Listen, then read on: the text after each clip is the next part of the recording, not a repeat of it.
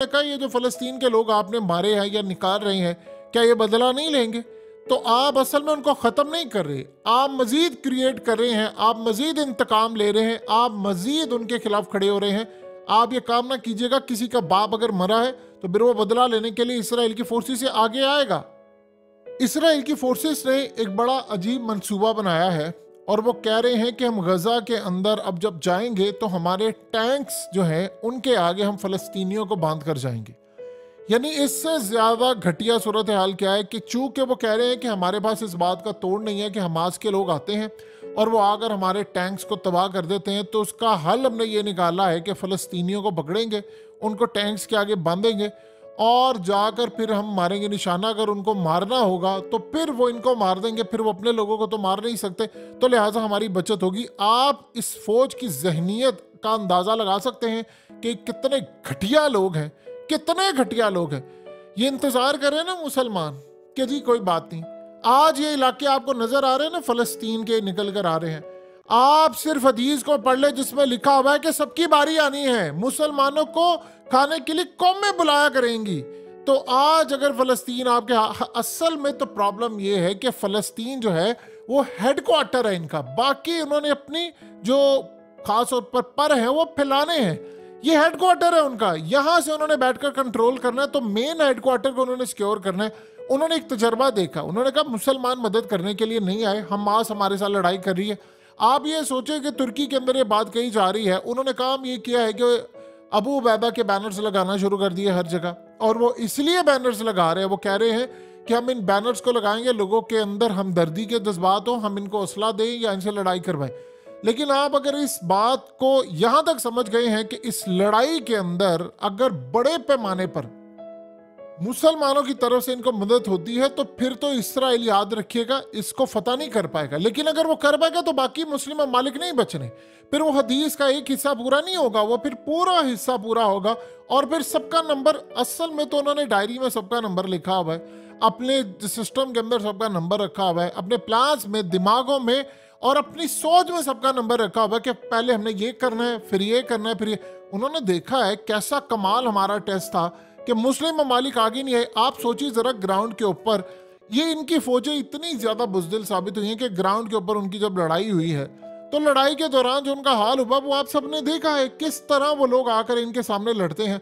लेकिन इसमें देखने वाली एक चीज है कि इसराइल की फोर्सेस का वो लेवल नहीं रहा। देखिए, आप फलस्तीनियों को निकाला, आप उनके घर तबाह करेंगे तो आप ये सोचेंगे कि हम इनसे बदला लेंगे। देखिए, होता क्या है कि जब आपने काम शुरू किया, अभी तक तो हमास ये बात कह के लड़ रही है कि ठीक है जी हम लोग लड़ाई करेंगे, लेकिन आप सोचिए उस लेवल का, उस वक्त का क्या अंदाज़ा है कि जब इन सबको बाहर निकाल दिया, वहाँ पर सारी बिल्डिंग्स तबाह कर दी। जब आपने बिल्डिंग्स तबाह कर दी तो हो सकता है कोई छोटा मोटा आप एटम बम भी मार दें, फिर आप कहें जी हमें क्या परवाह है। फिर उसके बाद आप सोचिए कि आप कितनी देर तक वो इनके साथ लड़ाई कर सकते हैं। ये सूरत हाल बहुत ज़्यादा खतरनाक है। देखिए, जब तक तो आम लोग वहाँ पर मौजूद होते हैं तो फिर तब तक तो आप ये जंग जीतना आपके लिए बड़ा मुश्किल है। इन्होंने काम क्या किया, इन्होंने बिल्डिंग्स तबाह की, अस्पताल तबाह किए, मिसाइल मारे। वो इसलिए मारे ना कि लोगों के अंदर खौफ पैदा हो, लोग यहाँ से छोड़कर चले जाएं। जब लोग छोड़कर चले जाएंगे तो फिर हमारे लिए इसको कैप्चर करना बहुत ज़्यादा आसान हो जाएगा। हम अपनी फौजों को आगे लेकर आते रहेंगे, आगे लेकर आते रहेंगे। देखिए, आप एक ज़हन में रखिएगा, एक वक्त तक आप कितनी देर में लड़ाई करेंगे। ये बड़ी तमाम सूरत हाल में ये चीज़ें बड़ी अजीबो गरीब है। इसमें एक बात आप अच्छी तरह समझ लें कि अगर इस लड़ाई के बारे में अभी तक जो बाकी तमाम मिडिल ईस्ट के जो ममालिक हैं उनको परेशानी ये लगी है कि ये जितने भी लोग हैं जिनको घरों से निकाला जा रहा है, ये असल में इसराइल से इंतकाम लेना चाहते हैं। उन्होंने कैसे लेना है, ये सूरत हाल रीजनल जंग में बदलने जा रही है, बिल्कुल सर पर खड़ी है। देखिए, बहुत सारे ममालिक में, ख़ास तौर पर गजा के बारे में एक बात समझ लें कि इनका डायरेक्टली ताल्लुक तो रहा है हिजबुल्लाह के साथ।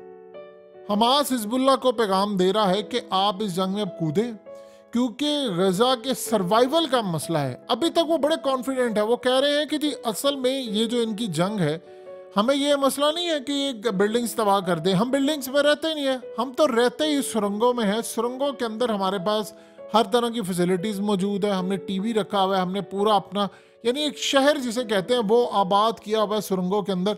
उन्होंने कहा कि अगर सुरंगों में आकर इन्होंने हमारे से लड़ाई करनी है तो कर ले, हम ऑलरेडी इनको तबाह कर रहे हैं, इनकी फोर्सेस के सामने जीरो डिस्टेंस पर खड़े होकर तबाह करें। अभी तक उन्होंने आज कहा है कि जुमे के वक्त भी हमने मिसाइल इन पर दागे हैं और इतना सरप्राइज हमला था कि इसमें इनके कई फौजी, कई टैंक्स, कई बुलडोजर और बहुत सारी चीजें हमने तबाह कर दी हैं।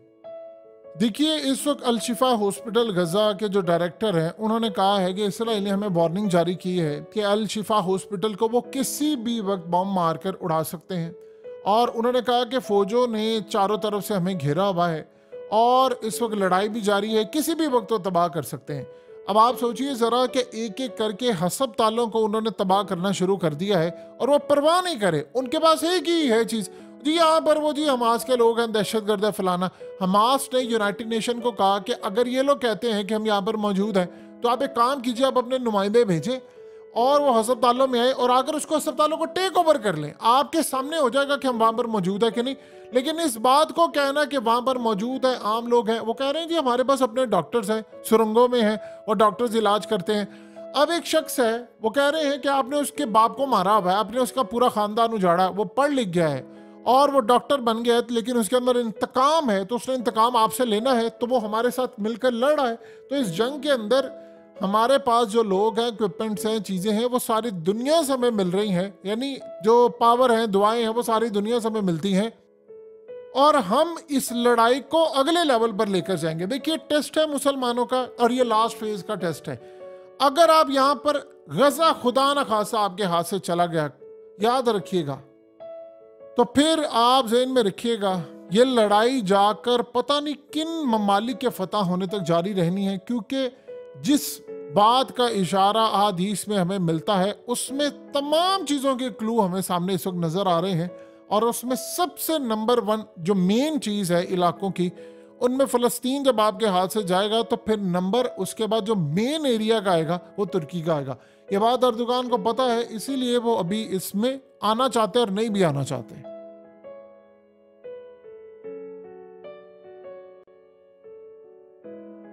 हकीकत टीवी को सब्सक्राइब करना मत भूलें, वीडियो को लाइक करें, शेयर करें और कमेंट सेक्शन में अपनी राय का इजहार ज़रूर करें।